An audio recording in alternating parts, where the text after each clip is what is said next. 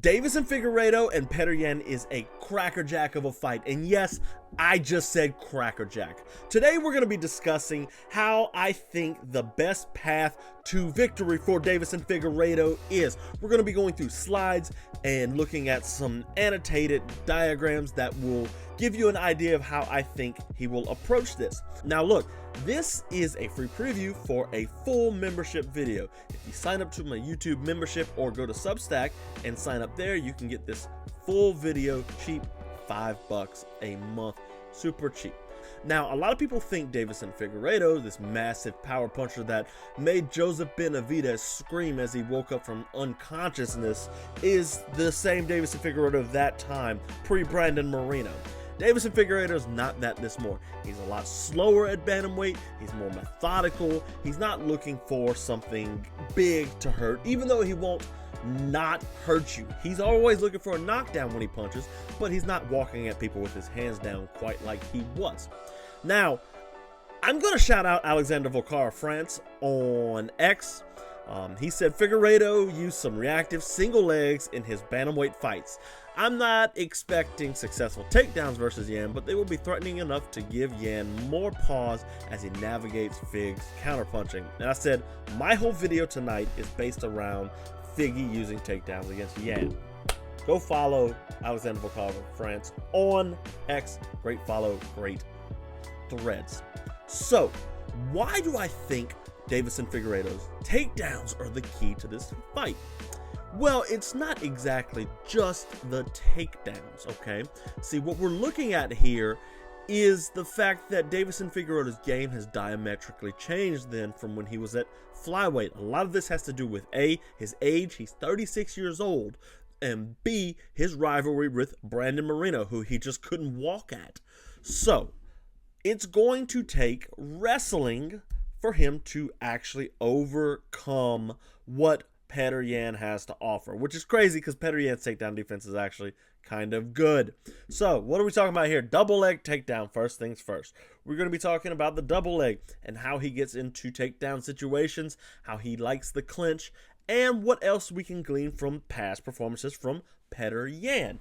Now, before we get into this, I want to bring up and talk about what we can look for from Petr Yan. Now, here is the opening seconds of his fight with Merab Dvalishvili.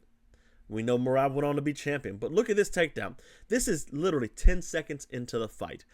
Deiveson Figueiredo, knowing that Petr Yan's a slow starter, will have to come out with this amount of aggression in order to really start off on the right foot. If you can bank those early 1-2 rounds, all you got to do is win a third round somewhere either in 3, 4, and 5 against Petr Yan. We know he's a slow starter. So, number one, Deiveson Figueiredo has to come out firing. I'm not saying throw hands early, even though he very well might. He showed that against Rob Font. He's willing to exchange early. But he needs to shoot early and make Petr Yan start to doubt himself. Now, the next thing we're going to glean from previous Petr Yan fights. Let's look at him versus Aljamain Sterling, a teammate of Merab Dvalishvili's and a wrestle-heavy fighter. Now, granted, Sterling is huge. He is a massive guy, and he's now a featherweight, top contender at featherweight. Here we see him pressuring forward on Petr Yan. He's going to try and draw out a strike. It's going to be a left hook. You know, spoiler alert, left hook from Petr Yan. But what he's really looking for here is, look how Aljamain Sterling ducks under that left hand. This is going to cause Petr Yan to overextend on his punches. Why is this important? Well, as the arm goes across the body, he can't dig the underhook. He can't really dig an overhook if Deiveson Figueiredo is fast enough, right? So, boom, he gets in on the single leg. Now, I don't think Aljamain Sterling completed the takedown here, but it shows that you can get to the legs of Petr Yan. Now look, see, he's kind of pushing down on the back. He's getting ready for a sprawl. That's really nice. But against Chito Vera, we saw just this. So, round one, Chito Vera is going to throw that big looping left hand. He doesn't throw many strikes anymore, but here he's going to throw a big looping left hand. Boom, look at that. As soon as that hand, Figueiredo ducks underneath. Look how far this hand is extended. Deiveson Figueiredo is pretty much behind Chito Vera now. Look at his hands locked, ready for the double leg takedown, and he's going to turn and pivot to his, his right. I couldn't think about it for a second. Pivots to his right, and boom, he will drive through, get the takedown. Now here, Chito Vera did a very good job of getting to his hip. You see his hand right here. He's fighting the hand, trying not to allow Figueiredo to get a better grip on him, get chest to chest, and kind of pin him to the ground. And that's what we're looking at here with this fight this weekend between Yan and Figueiredo. Now, one more thing here, another thing here, we got plenty more to go through, I promise here, is what happens once he catches a leg of Petr Yan. So he's done this before. Deiveson Figueiredo catches kicks to the body. Well, we've seen what happens when Petr Yan's kicks get caught. Boom, we're right here. Look at that. Merab Dvalishvili, he's got the overhook on the leg. He's controlled it with his right arm, and he reaches across, and he's going to trip Petr Yan over with.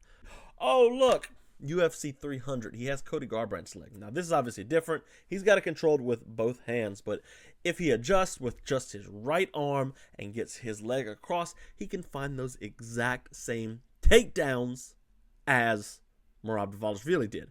And that's kind of the key you want to be looking for here. With him working with Henry Cejudo so much, you can expect these kinds of trips. The inside trip, the outside trip is something that he's very good at. Henry Cejudo, that is. And Deiveson Figueiredo has picked that up. So, Deiveson Figueiredo's chances against Petr Yan here, I do like them a lot. The only thing that really concerns me is his age.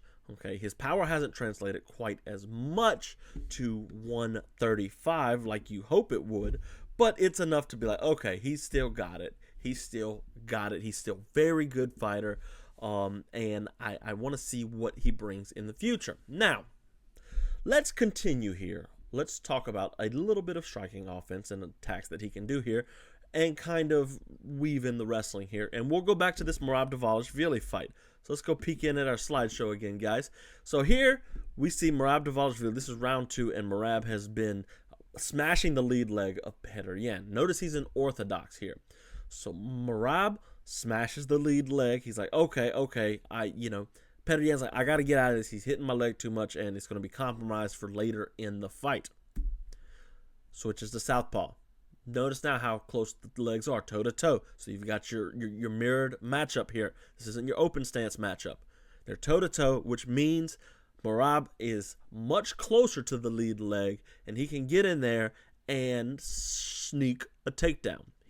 Merab often hides his takedowns with a huge right hand, and you see with his left hand, he is grabbing underneath the leg. So I really like that for Merab Dvalishvili, and I do think if Figueiredo does attack the leg with the low kicks enough for Petr Yan and force the stance switch, A, you'll be taking away a whole stance from him, and B, you can open up to where you can lean over and go take that leg.